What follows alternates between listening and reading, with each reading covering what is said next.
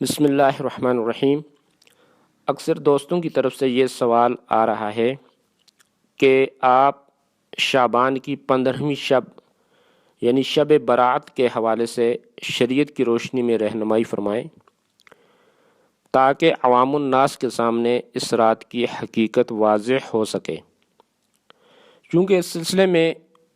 بعض علاقوں کے اندر عوام الناس میں بہت زیادہ افراط و تفریط پائی جا رہی ہے اور بہت زیادہ بدعات کا ارتکاب کیا جاتا ہے۔ تو میں نے مناسب سمجھا کہ اس رات کے حوالے سے جمہور اہل سنت کا جو موقف ہے وہ عوام کے سامنے لایا جائے تاکہ اس رات کی برکات سے عوام الناس مسنون طریقے پر مستفید ہو سکیں اور ایسے اعمال کریں جو ان کے لیے آخرت میں باعث اجر و ثواب ہوں۔ تو سامعین اکرام، اس سلسلے میں عرض یہ ہے کہ شعبان کی 15ویں شب برات کہلاتی ہے، اور برات کا معنی ہوتا ہے کسی کو بری کر دینا، یعنی یہ وہ رات ہے جس میں مخلوق کو گناہوں سے بری کر دیا جاتا ہے۔ تقریباً 10 سے زائد صحابہ اکرام سے اس رات کے حوالے سے احادیث منقول ہیں۔ حضرت عائشہ صدیقہ رضی اللہ تعالی عنہ فرماتی ہیں کہ شعبان کی 15ویں شب کو میں نے نبی کریم صلی اللہ علیہ وآلہ وسلم کو اپنی آرامگاہ پر موجود نہ پایا تو تلاش میں نکلی، دیکھا کہ آپ جنت البقیع کے قبرستان میں ہیں۔ پھر مجھ سے فرمایا کہ آج شعبان کی 15ویں رات ہے، اس رات میں اللہ تبارک و تعالی آسمان دنیا پر نزول فرماتے ہیں اور قبیلہ بنی کلب کی بکریوں کے بالوں کی تعداد سے بھی زیادہ گنہگاروں کی بخشش فرماتے ہیں۔ ایک دوسری حدیث میں ہے کہ اس رات اس سال پیدا ہونے والے ہر بچے کا نام لکھ دیا جاتا ہے، اور اس رات میں اس سال مرنے والے ہر آدمی کا نام لکھ دیا جاتا ہے۔ اس رات میں تمہارے اعمال اٹھائے جاتے ہیں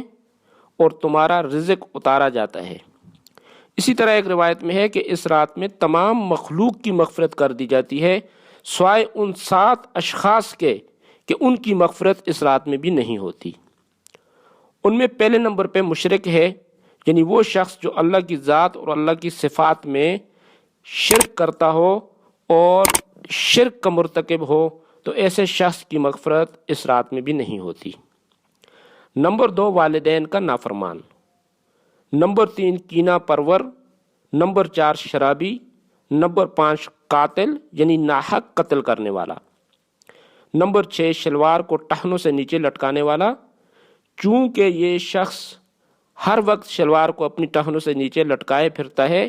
جو تکبر کی علامت ہے، تو ایسے شخص کی مغفرت اللہ رب العزت اس رات میں بھی نہیں فرماتے۔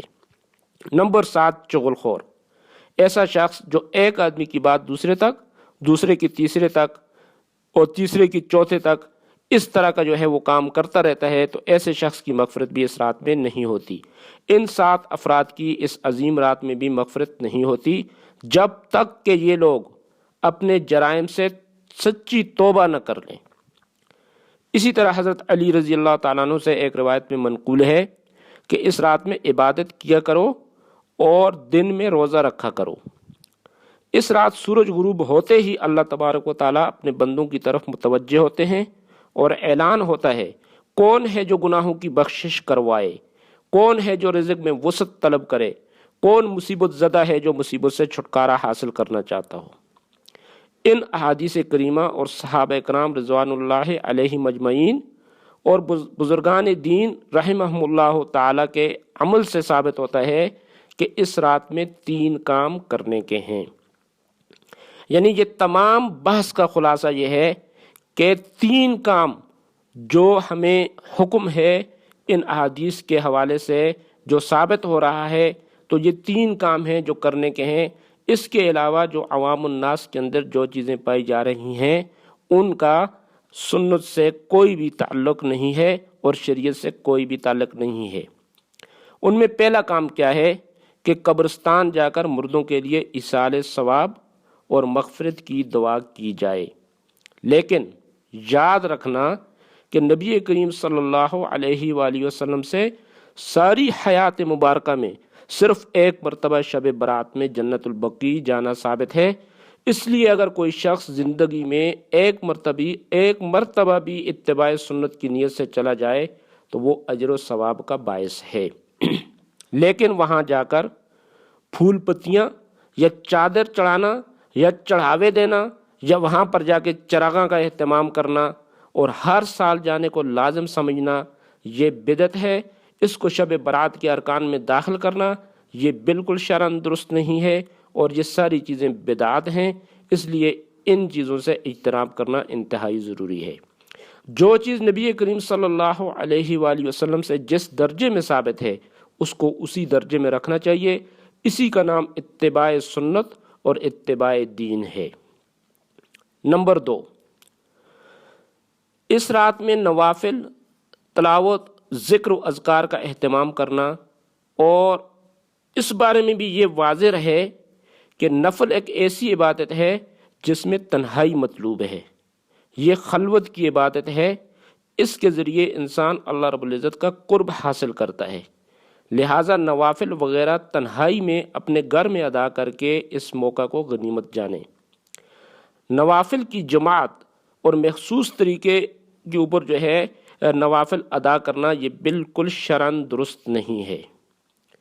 یہ فضیلت والی راتیں شور و شغف اور میلے اجتماع منعقد کرنے کی راتیں نہیں ہوتی، بلکہ یہ گوشہ تنہائی میں بیٹھ کے اللہ تعالیٰ سے تعلق استوار کرنے کے قیمتی لمحات ہوتے ہیں۔ ان کو ضائع ہونے سے بچائیں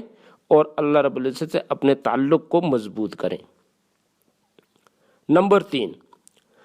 دن میں روزہ رکھنا بھی روایات سے ثابت ہوتا ہے کہ یہ بھی مستحب ہے۔ ایک تو اس بارے میں حضرت علی رضی اللہ تعالیٰ عنہ کی روایت ہے، اور دوسرا یہ کہ نبی کریم صلی اللہ علیہ وآلہ وسلم ہر ماہ ایام 20 یعنی 13، 14 اور 15 تاریخ کے روزوں کا اہتمام فرماتے تھے، لہٰذا اس نیت سے روزہ رکھا جائے تو موجب اجر و ثواب ہوگا۔ باقی اس رات کے اندر پٹاخے بجانا، آتش بازی کرنا اور حلوے پکانا اور حلوے کی رسم کو جاری کرنا اور ان چیزوں کا اہتمام کرنا یہ سب خرافات ہیں اور اسراف میں شامل ہیں۔ شیطان ان فضولیات میں انسان کو مشغول کر کے اللہ کی مغفرت اور عبادت سے محروم کر دینا چاہتا ہے، اور یہی شیطان کا اصل مقصد ہے۔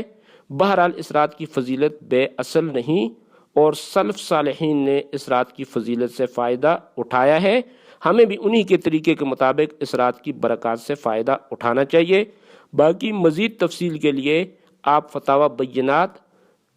جلد اول صفحہ 552 سے لے کے صفحہ 557 تک اس کی تفصیل آپ دیکھ سکتے ہیں۔